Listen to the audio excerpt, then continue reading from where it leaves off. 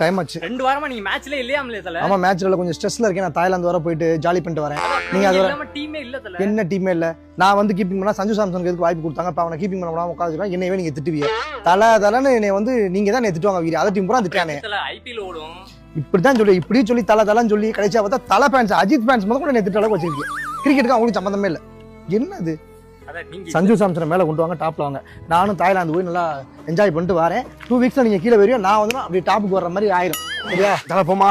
கோலி எப்ப வர்றீங்க? பெட்ரோல் வந்து டிராப் பண்ணனும், டைம் ஆச்சுன்னு சொல்லிட்டு இருக்கேன். நீங்களே என் கூட வந்துடுறீங்களா? நான் இருந்தது அடுத்த கப் அடிக்க முடியும். நீங்க வந்துட்டீங்கன்னா இன்னைக்கு மேட்சை கன்ஃபார்ம் பண்ணி போயிடலாம். வந்து போய் ஜாலி பண்ணிட்டு வருவோம். நான் கப் அடிக்கணும்ல, அடுத்த கப் அடிக்கணும். சரி, நீங்க சஞ்சு சாம்சனை மேல கொண்டு வாங்க. 2 வீக்ஸ்க்கு அப்புறம் வந்து நான் டீமை மேல கொண்டு வரேன்.